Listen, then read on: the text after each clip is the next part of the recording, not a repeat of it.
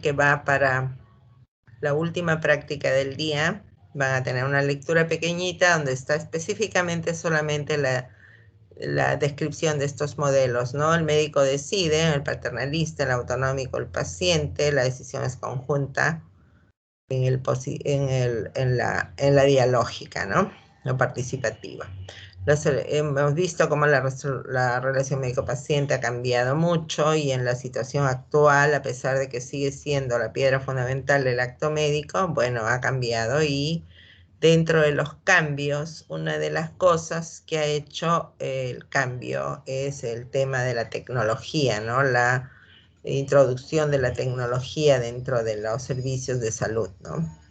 Y entonces ahora el médico es parte de una cadena de cosas, ¿no? Entonces que simplemente provee un servicio pensando que, bueno, una atención, un acto médico es igual que, qué sé yo, arreglar un radio o algo así, lo cual no es cierto, ¿no? Entonces los pacientes, bueno, son números ahora. La historia clínica es un instrumento a veces para ser utilizada en contra cuando hay denuncias, ¿no? Los médicos se han adaptado a esta realidad, los pacientes son más exigentes, conocen más, tienen acceso también a la tecnología, San Google entre ellos, ¿no? Y más o menos esto empieza en los 60, en los años 60 del siglo pasado, cuando el médico empieza a perder poder frente a los propietarios, a los dueños del capital, de la empresa, ¿no? Y frente después a sus propios pacientes. Entonces, la tecnología ha sustituido la conversación entre médico y paciente, ¿no? Esta falta de tiempo provocan ignorancia del médico en las situaciones conexas a la patología del paciente porque ya no le queda tiempo para saber si tiene otro tipo de problemas asociados a su enfermedad física, digamos, que muchas veces si estos influyen más, y yo les comentaba al grupo de la mañana, que hay mucha gente que incluso, digamos, iban antes a la consulta porque no tenían con quién hablar, con quién conversar, y bueno, era un gran pretexto ir, y si encontraban a alguien que los escuchara, estaban felices de comentarle al médico otro tipo de cosas, que muchas veces su cuadro clínico no tenía nada que ver con esto, ¿no? Necesitaban a alguien que los escuche. Entonces, ahora menos dedicación al paciente, no lo examina, ¿no? Y por consiguiente utilizan reemplazo las tomografías, ecografías, resonancias, análisis, todo lo que haya, ¿no? Y lo que ha venido a reemplazar el famoso ojo clínico del médico, que es lo que hemos visto en el video, ¿no es cierto? Entonces he perdido mucho esto de la observación. El paciente ya ni lo miran, ¿vieron? Que el paciente está en un lado y los médicos hablando del paciente, pero en otro lado, mirando puros resultados, pura tecnología. Y la tecnología tampoco es 100% segura, ¿no es cierto? Hay muchos exámenes que dan falsos negativos o dan falsos positivos también, ¿no? Entonces, dentro de esto, además, aparece la mala praxis con las denuncias a los médicos, que hace que estos estén más preocupados por defenderse que por curar a los pacientes, y entonces aparece el tema de la medicina defensiva, que esto además ha cambiado más todavía la relación médico-paciente, ¿no? Estos cambios han llevado a la superespecialización de los médicos, la deshumanización del acto médico, el paciente que cuestiona, un aumento de empresas de salud, número exagerado de egresados a la Facultad de Medicina que ha llevado a una sobreoferta laboral, donde prima la cantidad sobre la calidad, y muchas veces la situación de los médicos jóvenes recién egresados de terror. Se ven obligados a ser contratados por empresas, por entidades, por farmacias, qué sé yo, que les pagan $1 la consulta, o qué sé yo, 5 soles por consulta, y además los obligan a indicar cosas o a prescribir o a solicitar análisis para poder mejorar su ingreso. Y eso obviamente es parte del tema de la corrupción en salud, ¿no es cierto? Entonces ya no se le pide al paciente lo que requiere, sino algo que les va a dar un plus a ellos. Y bueno, ese es otro de los temas que hablábamos con los chicos en la mañana, que es, bueno, pues, delictivo, ¿no es cierto? Además, fuera de todo, ¿no? El paciente está limitado en la posibilidad de elegir a su médico, obvio, sometido a la reducción de pruebas diagnósticas a tratamientos oportunos. ¿Por qué? Porque tiene o no tiene seguro. La relación médico-paciente entonces está en un marco de descontento, desconfianza, muchas presiones externas, Y volvemos a insistir en que la medicina defensiva, por cuidarse, encarece la atención médica, ¿no es cierto?, con solicitudes exageradas o desmedidas, ¿no? El médico no indica lo que el paciente requiere, sino lo que considera que le evitará los problemas legales, ¿no? Pero hay que recordar que muchos juicios, muchas demandas a los médicos no responden a un mal desempeño, sino a una mala relación médico-paciente, ¿no? Entonces, la práctica médica se decide en la conciencia ético-moral de cada uno de nosotros, ¿no? Al final. El deterioro de la misma es causa del incremento de los juicios, dado que el escaso tiempo para la consulta no permite que ésta se haga correctamente, y han visto que esa era una de las preguntas que están en el trabajo que han hecho, ¿no? Entonces, un documento importantísimo, la historia clínica, que puede servirles como una prueba para los juicios, para defensa, pero también para poderlos ayudar a ir peor en lo que el juez decida, ¿no? Si es que no lo han hecho de modo adecuado, obviamente. Y debe incluir el consentimiento informado. Bueno, recordar que ni una historia clínica súper informada, ni un consentimiento súper bueno los va a exonerar cuando hay impericia, negligencia o imprudencia o alguna otra forma de culpa médica que van a asociarse a la mala praxis. Lo vamos a ver dentro del curso. Y cuando hablamos de tecnología médica, ¿no?, son aquellos medicamentos, aparatos, procedimientos médicos y quirúrgicos que se utilizan en la atención médica y en los sistemas organizativos con los que se presta la atención sanitaria y tienen características, ¿no? Estos. Y acá nos vamos a detener un poquito para ver si de verdad han entendido lo que han leído. Y vamos a preguntar un ejemplo, ¿no? ¿Qué ejemplo de tecnología de la primera, ¿no? La preventiva.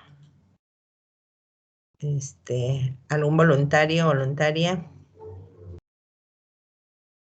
Un ejemplo de Doctora, tecnología la preventiva. mamografía. Muy bien, pero la mamografía es ¿qué cosa? Las mamografías en general, muy bien, puede ser, está bien. Preventiva. A ver, ¿por qué es preventiva la mamografía? Perdón, no es, a mí no me parece que va en preventiva. A ver, ¿me dices por qué? ¿El hecho de que te tomen una mamografía va a prevenir que te dé cáncer? ¿O te va a hacer un diagnóstico precoz, que es diferente porque ya tienes la enfermedad, pero no te previene que te dé? A ver, ¿cómo es la respuesta? Hola. Sí, Rebeca. Claro, tienes razón. ¿Cuál es la Pero la idea respuesta? es prevenir el avance de la enfermedad, ¿no? Que tenga justo días. Pero entonces la mamografía no es preventiva, es diagnóstica, ¿no es cierto? Y estaría dentro de la tecnología de diagnóstico, ¿no? Te puede prevenir, te puede dar un diagnóstico precoz que es diferente a una prevención de la enfermedad. Un ejemplo de tecnología preventiva. A ver, Mayumi. Mayumi. Mayumi. Sí, doctora. Hola, Doc- ejemplo de tecnología preventiva. podría ser, por ejemplo, para la detección de las leucemias, el sacado de sangre para determinar el conteo de las células y así decir si tiene o no tiene la neoplasia. ¿Y eso es preventivo o es diagnóstica? Puede ser preventivo, doctora, porque el doctor con determinados síntomas le puede decir para que vaya al laboratorio y ya con el laboratorio poder confirmar, ¿no? A ver, pero has leído lo que dice acá. Dice tecnología preventiva es aquella que impide la presentación de la enfermedad. El hecho de que te saquen sangre y te hagan un análisis para ver cómo están tus glóbulos va a evitar que te dé la enfermedad, no me parece. Te puede hacer un diagnóstico precoz, igual que la mamografía, que te puede encontrar, qué sé yo, un cáncer cuando estás chiquito y después te van a operar, pero el cáncer ya lo tienes. Alguien que piense en algo que es preventivo, que está asociado a la tecnología y que el hombre lo ha creado. Doctora, ¿las Doctor, A ver, vacunas pueden ser? muy bien, ¿quién eres? López Vargas, doctora. Muy bien, las vacunas, ¿no es cierto? Las vacunas te previenen que te dé, digamos, sarampión, poliomielitis. Han visto que gracias a las vacunas se ha erradicado la viruela, ¿no? En el mundo y que ahora pues te previene de que te dé un, digo, no del todo, pero por lo menos en el caso del COVID, por ejemplo, las vacunas previenen que te den una enfermedad más grave, digamos. No la tienes todavía, pero, uy, la calidad de sonido, dice. El internet a esta hora creo que se carga mucho. Bien. Este, me avisan si no me escuchan. Bien, a ver, Gustavo García. Gustavo, ¿querías hablar? Ejemplo de tecnología diagnóstica, ya dijimos, pero, a ver, Gustavo. Lozano Doctora, ¿qué Ramírez. tal? Buenas tardes. Hola, buenas Eh, tardes. yo estaba pensando en el ácido fólico como tecnología preventiva. Bueno, es más, los medicamentos de ácido fólico que le dan a las embarazadas para prevenir los efectos de nacimiento, ¿no? De los bebés. Pero en todo caso, ¿es el ácido fólico o qué es? ¿Qué es? ¿Qué cosa ha hecho la tecnología con el ácido Ah, fólico, digamos? la tecnología, digamos que ha hecho que ha extraído esa sustancia, la ha puesto en un comprimido y en los laboratorios de farmacología y la han hecho adquirible para el ser humano, ¿no? Para todos los pacientes. Pero entonces, la tecnología preventiva, en todo caso, sería el hecho de haber logrado sintetizar determinados medicamentos, la vitamina A, por ejemplo, para prevenir también otro tipo de cosas, o Claro, el ácido fólico, pero en realidad, ¿qué es? Son los comprimidos, que gracias a la tecnología y al desarrollo de la farmacología específicamente se ha logrado, ¿no es cierto? Está muy bien. Bien, a ver, Gustavo Manuel, ¿y hablaste? sí, doctora, sí, sí. Ah, perdón, Lozano, Haller. ¿Y terapéutica o de rehabilitación? Doctora, ¿podemos citar a los quimioterápicos, a la quimioterapia, como tecnología terapéutica para el cáncer? Claro, muy bien, bien. ¿Y de rehabilitación, Diana? Diana Ramírez. Diana, Rehabilitación, doctora, podría ser el uso de la quimioterapia, ¿la ¿sí? Para poder quimioterapia rehabilitar. rehabilita? ¿La quimioterapia Sí, rehabilita algo? ¿Sí? ¿A quién rehabilita? No entiendo sí, cómo. rehabilita a los pacientes con cáncer para que puedan seguir su vida o intentar salvarlos, ¿no?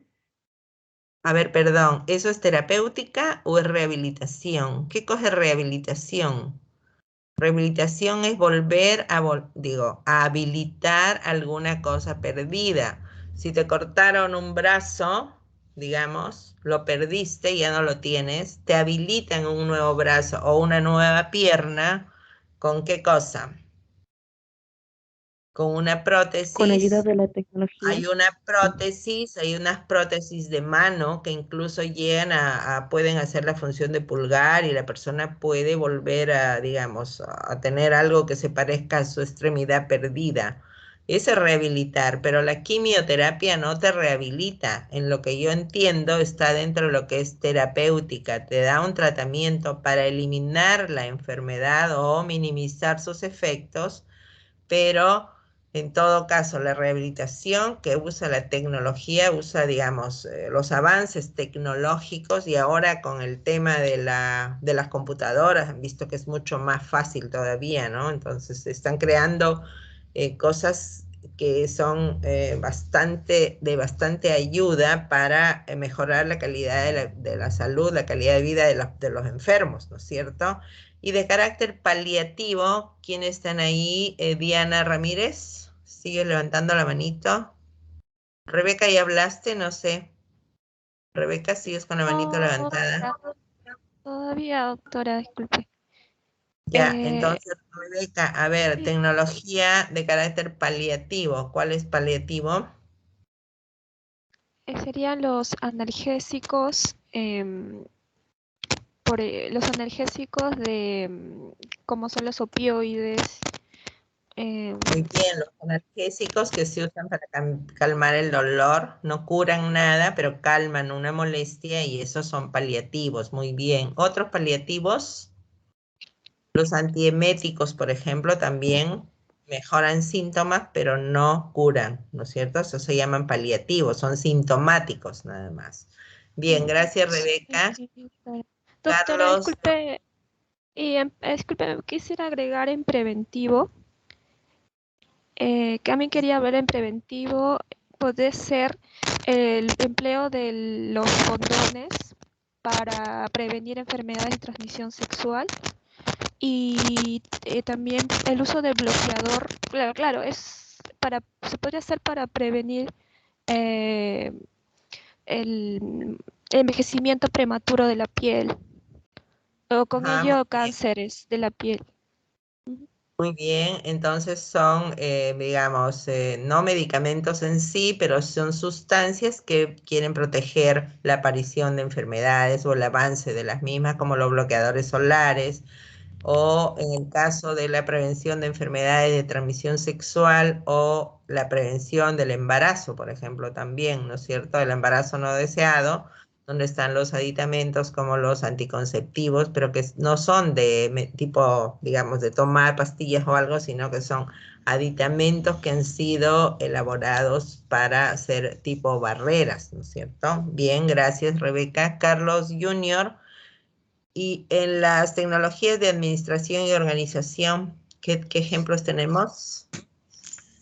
En las tecnologías de administración, organización, podríamos tal vez verlo en un tema ya de establecimiento de salud, en la implementación tal vez de softwares o maneras de tal vez historias clínicas digitalizadas que ayuden a que se agilice más la atención al paciente.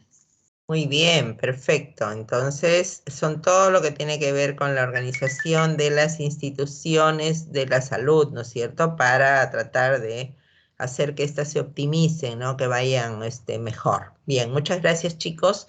Pero entonces vemos que toda esta tecnología va asociada a qué cosa? A costos, ¿no es cierto? Y ahí viene el tema de por qué es que tienen que ver con la ética y cómo si algunos pueden, digamos, han mejorado mucho las cosas, pero el tema es el acceso a los mismos, ¿no? Entonces, digamos, hay cosas a las cuales uno no puede aspirar. Ahora hay tratamientos, algunos tratamientos que son tan caros, digo, $30.000 por mes o algo así. Hay medicamentos en la actualidad, en especial para enfermedades raras.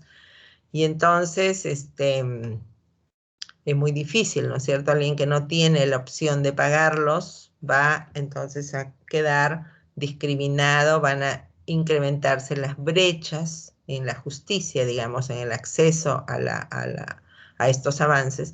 Y por otro lado, bueno, vamos a seguir con esto, pero recordemos que la telemedicina también es producto de la tecnología y que ha hecho varias cosas, ¿no? Ha permitido llegar con cosas, digamos, con apoyo médico a lugares remotos y en tiempo real. No hay programas que controlan a las embarazadas, por ejemplo, que viven en la selva y que están en comunidades a las cuales es muy difícil acceder para poder ver, y tienen unas pulseras que van midiendo la presión, van diciendo cómo está el estado del feto y cosas, digo, algo así. He visto en la tecnología que es espectacular, cosas, avances, ¿no? Que permiten que si entra alguien a un lugar donde, digo, me impresionó en un congreso que presentaron de avances en tecnología, que podías detectar si un minero, por ejemplo, se murió por ahí, pero después no saben si se murió, gracias a aditamentos que permiten saber medir el calor corporal o algo así, y la gente puede saber que algo le pasó y irlo a buscar, por ejemplo, ¿no? Bueno, incluyen diagnóstico, tratamiento, educación médica, etcétera, diagnóstico por imágenes. Gracias a la tecnología ahorita estamos conectados y estamos haciendo la clase, ¿no? Y además se pueden compartir cosas, imágenes, telemetría, telerobótica, control de enfermedades, hacer docencia, la gestión también, ¿no? Bien, pero tiene ventajas y desventajas, obvio, ¿no? Las ventajas, mejor acceso, pero la relación médico-paciente, docente-alumno ahorita está muy deteriorada porque a las justas por ahí veo algunos, ustedes me ven, pero yo no sé ni dónde andan ni cómo están. Puede haber acceso a una mejor asistencia médica, ¿no? Pero es impersonal la tecnología, ¿no? Mejor comunicación entre los profesionales, pero la organización puede verse interrumpida. La educación continua más asequible, pero siempre va a requerir capacitaciones adicionales. Yo les puedo dar toda la teoría de cómo colocar un lente de contacto, pero a la hora tienen que hacerlo en la práctica para poder saberlo, ¿no es cierto? Entonces, siempre requiere capacitación adicional que es práctica y que muchas veces tiene que ser presencial, ¿no? Mejor acceso a la información, sin embargo, hay tanta información que por ahí es difícil para desarrollar los protocolos o para poder filtrar lo que realmente es bueno, ¿no? Reduce costos, la calidad de la información puede ser incierta y también permite la mejor utilización de los recursos, pero volvemos al tema de los costos, ¿no?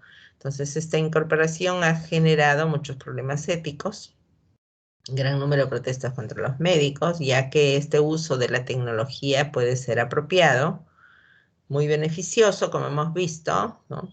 Pero puede ser inapropiado porque estas pruebas, muchas de algunas de estas, o algunas, pueden ser innecesarias, pueden ser inútiles. ¿Por qué? Porque ya hay otra que es más barata y que me dice lo mismo, inseguras, porque realmente no se va a saber. Les decía que hay muchos que tienen falsos positivos o falsos negativos también. Inclemente, ¿por qué? Porque le dices al paciente, vaya a tomarse la resonancia magnética fulanita o hacerse el escáner de sabe Dios de qué cosas, y el pobre paciente va y bueno, eso cuesta, sé yo, $1000, pero ese es el precio, listo. No hay modo de negociar eso.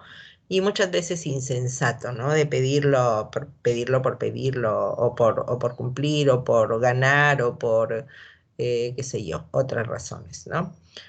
Entonces, los problemas más importantes para acceder, el alto costo, qué tecnología es la mejor, racionalizar los recursos en salud. Las autoridades de salud van a tener muchos problemas, en especial con esto de la tecnología y con la presión que reciban para poder adquirir cosas nuevas, por ejemplo, ¿no?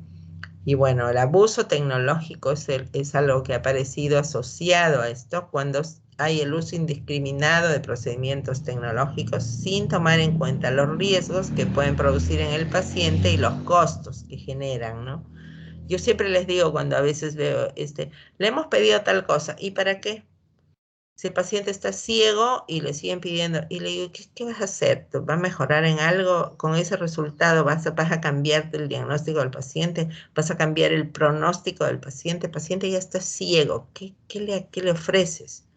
En lugar de que vaya a gastar en algo. Ah, no, es que para saber dónde está la lesión. Oye, ya sabes dónde está la lesión, no me vengas con que eso ya te lo dijo tal examen. Y entonces, ¿qué más quieres saber? Digo, nada. Entonces, si no vas a sumar nada positivo, bueno, ¿para qué? Le estás sumando cargas al pobre paciente. Hay casos en los cuales el paciente pues tiene que, qué sé yo, vender sus propiedades para poder pagar. Hemos visto casos y ahora con esto de la pandemia hemos visto situaciones de terror donde la gente ha hecho cosas, se ha quedado literalmente en la ruina y muchas veces su paciente ha fallecido. Entonces, yo les digo, bueno, ¿y para qué pides todo eso si no le ofreces nada más al paciente, ¿no es cierto? Bien, y hay una tendencia al abuso del empleo de la tecnología, lo que hemos visto, ¿no? Las causas pueden ir del deseo noble de ayudar al paciente hasta un posible afán de lucro, ¿no? La reafirmación del prestigio en el entorno académico y hospitalario, la fascinación o el placer de realizar un nuevo procedimiento, y ahí están las pruebas injustificadas, el excesivo número, pruebas de escaso rendimiento, que no suman nada. Y entonces, en conclusión, hablando de la buena relación médico-paciente, siempre va a ser beneficiosa para el paciente, ¿no? La medicina defensiva es uno de los problemas que están asociados a la tecnología y la tecnología no siempre va a ser beneficiosa para la atención del paciente. Bien, chicos, vamos a revisar rápidamente las respuestas que dieron al video. ¿Vieron todos el video del doctor Vergese, si no me equivoco? Y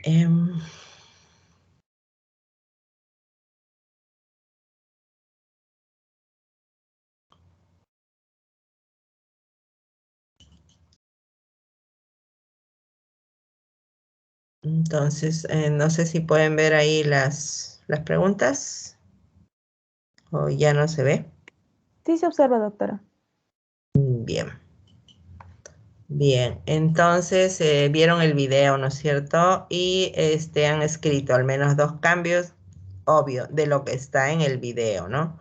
2 cambios en la relación médico-paciente. Carlos Junior, ¿sigues con la manito levantada? O le preguntamos a Marcelo Jara. Marcelo. Marcelo Jara. Marcelo, ¿estás por ahí?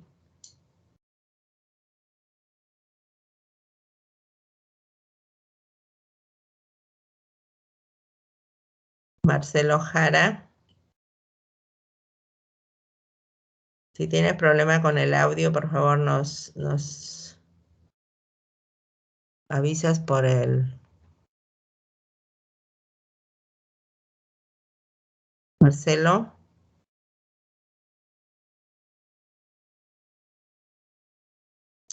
Marcelo Jara, le avisan que le puse falta. No me avisó nada.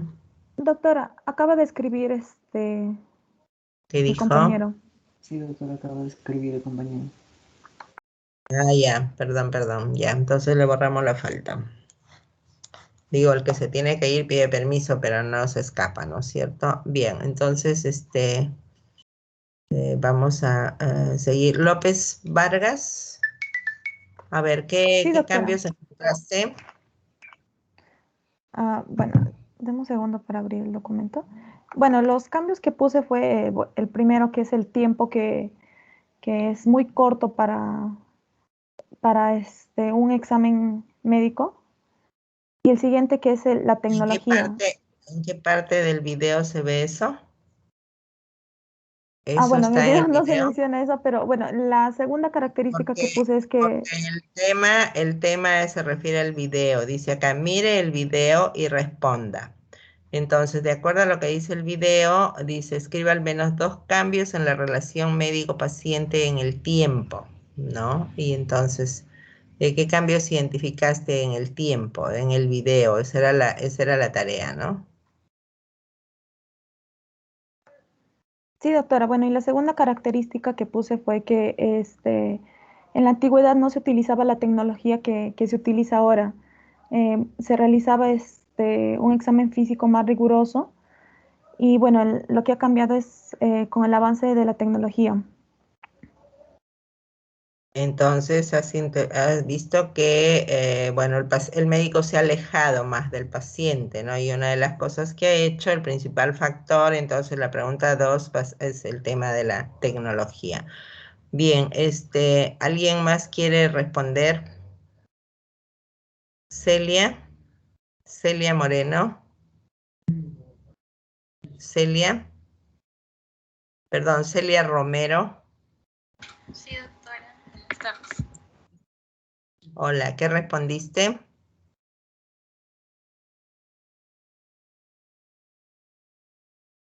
Doctora, estoy abriendo mi archivo.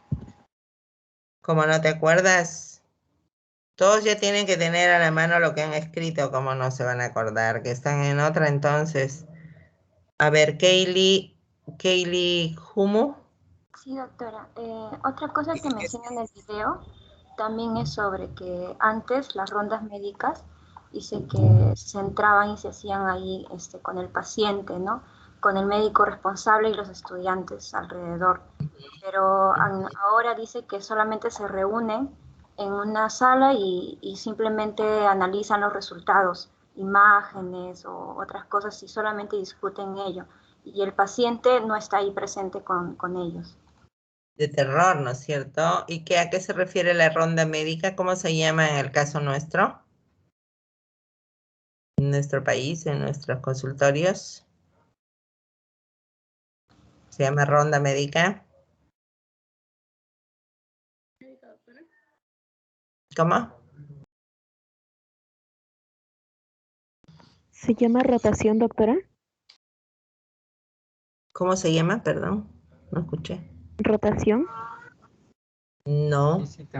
Guardia. Visita, ¿no? La visita Visitas médica, médicas. visita en todo caso antes iban de cama en cama mirando a los pacientes, preguntándole buenos días, saludándole al paciente, cómo amaneció, cómo se siente, qué otros síntomas tiene, revisando la historia clínica delante del paciente, examinando al paciente, lo cual tiene otros problemas también, ¿no? Porque el paciente de al lado va escuchando todo. Y bueno, y al final se enteran todos y hay problemas con la confidencialidad y con el secreto, que debería ser otra de las cosas que tendríamos que tener presente, pero digamos, era un poco más personal, ¿no es cierto? Ahora te van a pasar visita y a qué hora viene el médico a verme. Ah, no, ya lo vio. ¿Qué cosa vio? Todos sus resultados. ¡Oh! Ups, de terror. Y además que ya ahora los pacientes pobres están conectados a un montón de tubos y de maquinitas, ya ni siquiera le toman el pulso, porque todo el pulso ya está tomado en el pulsoxímetro, digamos, hoy, y entonces, y nada, ni lo auscultan porque ya hay un aparato que le está marcando todo el rato digamos, cómo va funcionando el corazón. Entonces, tecnología, ¿no es cierto? Eso es lo que está de fondo. Diana, Valeria, Diana, gracias. Pilar, hablaste, ¿no? Kelly, hablaste, ¿no? Sí, doctora. Bien, Diana, por favor. Bien, ¿qué otra cosa has visto? Sí, doctora. Ya había visto que, por ejemplo, antes la atención médica era más personalizada. El doctor asistía a sus pacientes, ¿Qué otra ya cosa sea se en, muestra en el video? ¿Qué otra cosa muestran de los cambios, digamos? por ejemplo, el tiempo ¿Qué dice de el la doctor atención al Vergese? paciente. ¿Eso dice el doctor Vergese en el video? ¿Se ve algo que ahora es muy rapidito? Sí, doctora, Habla. dice de que actualmente se tiene que atender a los pacientes muy rápido y se interrumpe cada 14 segundos a los pacientes. No se les escucha completamente. Ujú. Bien, gracias, Diana. Sebastián. Muy buenas tardes, doctora. Hola. Una de las cosas positivas que comenta el video sobre la relación del médico-paciente es este cambio de paradigma que hubo en quién atendía al paciente, ¿no? Nos relata de que a finales de 1800 o a inicios de los 1900, quien atendía al enfermo era un barbero, ¿no? El barbero cirujano. Y que progresivamente este le cede su cargo, ¿no? Ya que este no diagnosticaba. Una persona podía venir con un cuadro de síntomas, bueno, personas diferentes podían venir con diferentes síntomas, pero este las trataba de la misma manera, ¿no? Así que les podía sacar un diente mientras le iba cortando el cabello, haciendo cortes, ¿no? Haciendo técnicas quirúrgicas. Y da paso ya a una persona que se enfocaba en ver al paciente, en ver qué síntomas presentaba este para poder ejercer un diagnóstico, ¿no? Un diagnóstico un poco más científico, ¿no? A ver, Sebastián, entonces lo que tú has percibido es que hasta los 1800 no habían médicos clínicos, porque has mezclado el tema de los barberos que tenían digamos, una función específica que no era la de diagnosticar, ni tratar, ni auscultar, ni nada. Los barberos eran ¿quiénes? Eran los cirujanos, los que tenían que ver con la sangre, digamos, y por eso es que vieron que por lo menos hoy día se enteraron, de acuerdo al video, lo que significa este cilindro, ¿no? Que está en las barberías. Dice, ¿por qué tienen un cilindro ahí los barberos?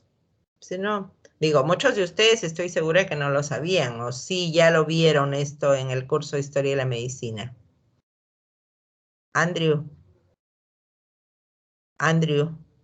Sí, doctora, aquí estoy. Hola. Le Ya respondo la vieron pregunta. esto.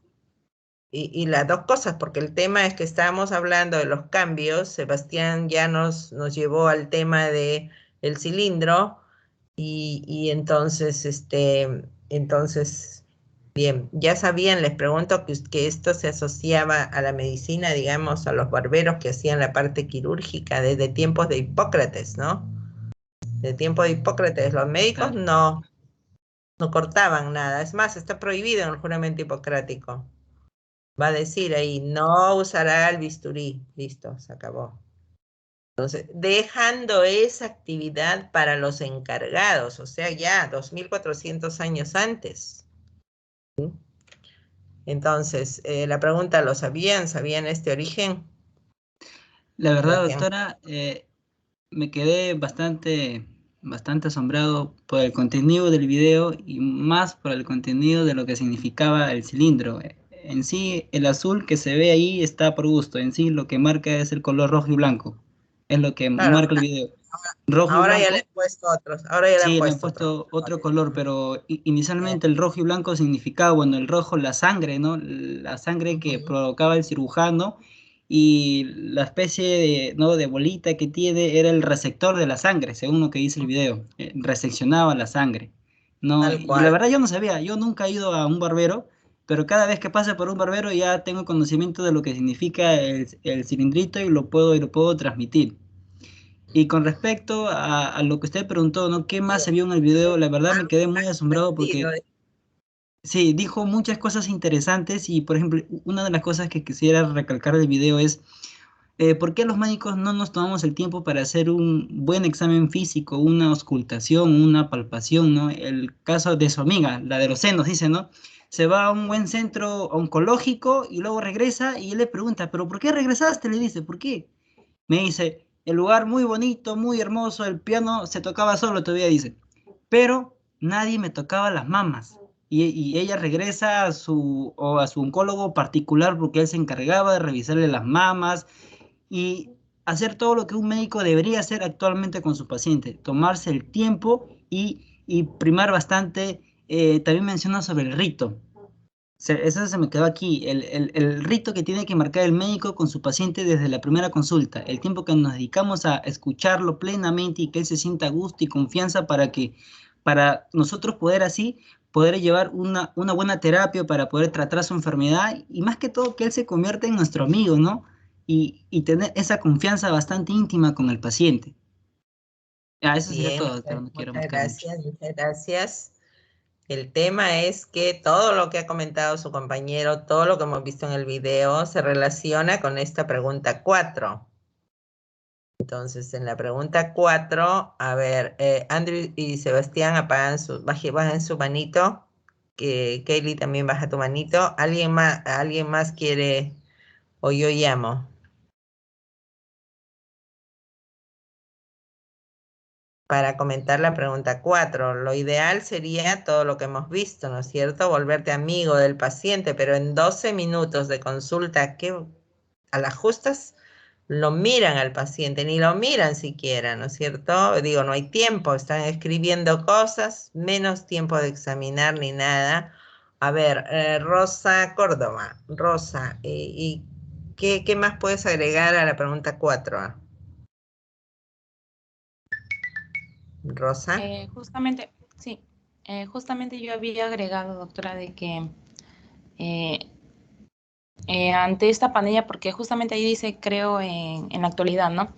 Y justamente los médicos que están saliendo a laborar, justamente no han tenido pericia, ¿no? En la parte práctica. Entonces, cuando vayan allá, van a ir como novatos en la parte esto de médico-paciente. Entonces, y aparte que los pacientes también están viniendo de la pandemia, ¿no? Entonces tienen más cosas aún, supongo yo, que contar.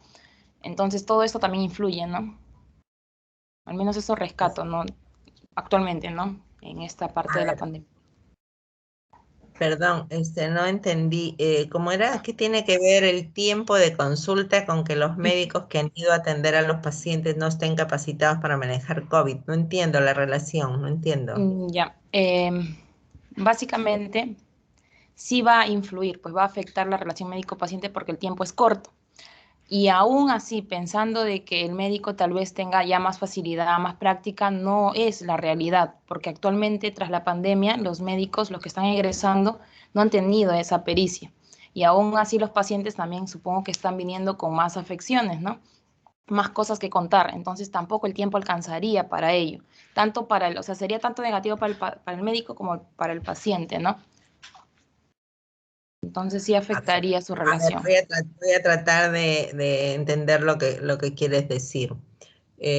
Cuando hablamos de manejo de los pacientes utilizando la tecnología, por ejemplo, en el caso de la teleconsulta, lo que se recomienda y está demostrado es que los mejores, digamos, los más indicados para hacer este tipo de consultas son los que tenemos mucha más experiencia en la práctica.